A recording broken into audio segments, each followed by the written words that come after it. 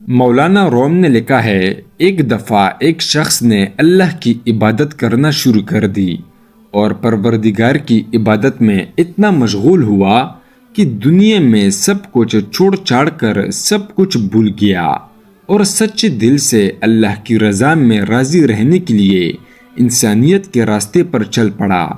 مولانا روم کہتے ہیں کہ ایک وقت وہ آیا کہ اس کے گھر میں کچھ کھانے کو بھی نہ بچا، اور ہوتے ہوتے وہ وقت بھی آیا کہ گھر باہر سب ختم ہو گیا، اور وہ شخص چلتی ہوئی موت کے انتظار میں گلیے گھومتا کہ اب پلے تو بچا کچھ نہیں، تو انتظار ہی کر سکتا ہوں، اللہ سنبھالے گا۔ ایک دن بیٹھا ہوا تھا کہ دیکھا اس کے قریب سے ایک لمبی قطار میں گھوڑے گزرے۔ ان گھوڑوں کی سیٹ سونے اور چاندی سے بنی ہوئی تھی اور ان کی پیٹھوں پر سونے کے کپڑے پہنے ہوئے تھے۔ ان گھوڑوں پر جو لوگ بیٹھے تھے وہ کسی شاہی گھرانے سے کم نہ لگتے تھے۔ ان کے سروں پر سونے کی ٹوپیاں تھیں اور ایسے معلوم ہو رہا تھا کوئی بادشاہ جا رہے ہیں۔ اس شخص کی دریافت کرنے پر اسے بتایا گیا کہ یہ 7 گاؤں میں ایک بادشاہ ہے، یہ سب اس کے غلام ہیں اور بادشاہ کے دربار میں جا رہے ہیں۔ وہ شخص کچھ دیر حیران ہوا کہ یہ حالت غلاموں کی ہے تو بادشاہ کی کیا حالت ہوگی۔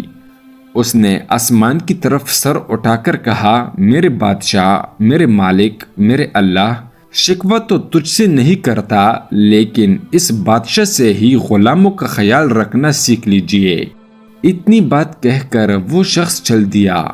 کچھ دن گزرے تو ایک بزرگ آئے اور اس کا بازو پکڑ کر اسے ایک جگہ لے گئے جہاں وہی غلام وہی گھوڑے تھے، اور دیکھتا کیا ہے کہ کسی گھوڑے کی ٹانگ کٹی ہوئی ہے، کسی غلام کا دڑ گھوڑے کی پشت پر پڑا ہوا ہے، کسی غلام کے ہاتھ کٹے ہوئے ہیں، کسی کے سر سے خون نکل رہا ہے، کوئی گھوڑے کو زخمی حالت میں واپس لے کر جا رہا ہے۔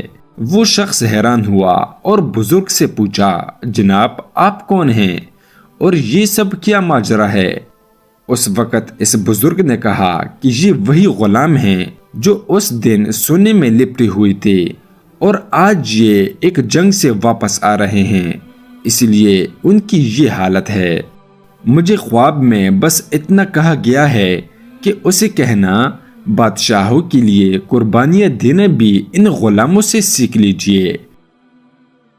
حقیقت میں ہمیں قربانی دینا آیا ہی نہیں، چاہے دین کا معاملہ سیدھا کرنا ہو، رشتہ داروں کا یا دنیا کا۔